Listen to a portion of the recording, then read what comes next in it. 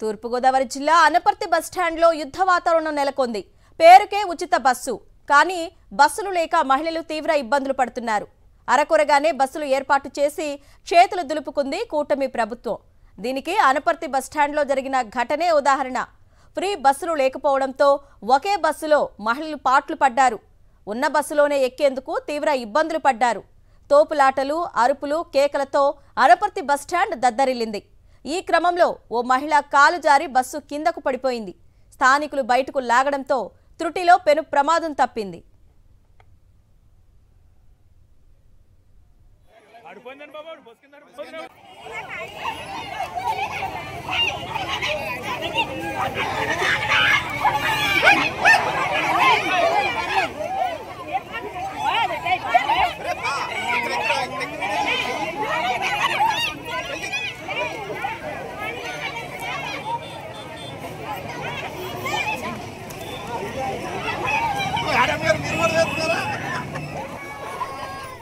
ఉచిత బస్సు ఎక్కడానికి మహిళలు పడుతున్న పాట్లు మనకి విజువల్స్ లో క్లియర్ గా కనిపిస్తున్నాయి.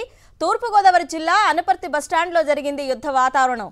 పేరుకే ఉచిత బస్సు, కానీ బస్సులు లేక మహిళలు తీవ్ర ఇబ్బందులు పడుతున్నారు. అరకొరగానే బస్సులు ఏర్పాటు చేసి చేతులు దులుపుకుంది కూటమి ప్రభుత్వం. దీనికి అనపర్తి బస్టాండ్ లో జరిగిన ఘటనే ఉదాహరణ. ఫ్రీ బస్సులు లేకపోవడంతో ఒకే బస్సులో మహిళలు పాట్లు పడ్డారు. ఉన్న బస్సులోనే ఎక్కేందుకు నానా తంటాలు పడ్డారు. తోపులాటలు, అరుపులు, కేకలతో అనపర్తి బస్టాండ్ దద్దరిల్లింది. ఈ క్రమంలో ఓ మహిళ కాలు జారి బస్సు కిందకు పడిపోయింది. స్థానికులు బయటకు లాగడంతో త్రుటిలో పెను ప్రమాదం తప్పింది.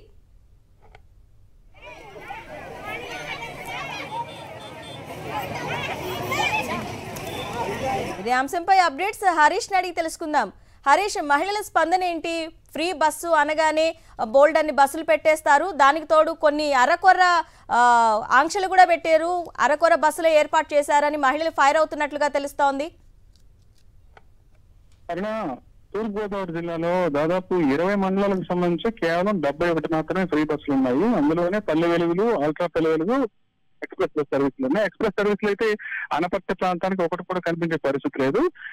ఏ పనికైనా సరే అనపర్తి నుంచి రావాలంటే దగ్గరలో ఉన్న పెద్ద సిటీ రాజమండ్రి, ఇక్కడికి రావాల్సి ఉంటుంది. విద్యార్థులు కానీ లేదా ఇతరత్ర పనుల కోసం వచ్చేవాళ్ళు, ఉద్యోగాలు చేసేవాళ్ళు కూడా, ముఖ్యంగా మహిళలు ఈ ప్రాంతంలో రావాలంటే ఈ పల్లె బస్సులను ఆశ్రయించాల్సి ఉంటుంది. అవి కూడా చాలా అరకొరగా, చాలా తక్కువగా ఉండటం వల్ల ఒక బస్సు వచ్చిందంటే చాలా పెద్ద సంఖ్యలో మహిళలు అక్కడికి వచ్చి ఎక్కే ప్రయత్నం చేస్తున్నారు. అదే ప్రయత్నం కూడా ఇప్పుడు జరిగింది.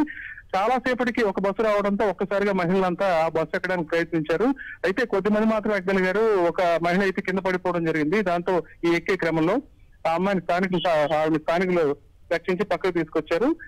మొత్తానికి అసలు పథకం అయితే ప్రవేశపెట్టారు తప్ప దానికి తగ్గట్టు ఏర్పాట్లు చేయకపోవడం, పూర్తి స్థాయి బస్సులు అక్కడ ఏర్పాటు చేయకపోవడంతో తీవ్ర ఇబ్బందులు ఎదుర్కొంటున్నామని ఇక్కడ మహిళలు అయితే తీవ్ర స్థాయిలో ఆందోళన వ్యక్తం చేశారు. ఈ బస్సు ఎక్కే క్రమంలో ఒకరినొకరు తోసుకుంటూ, నెట్టుకుంటూ, తిట్టుకుంటూ ఎక్కాల్సిన పరిస్థితి అయితే అక్కడ చోటు చేసుకుంది.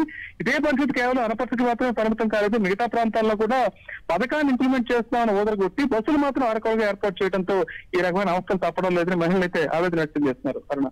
Okay Harish, thank you.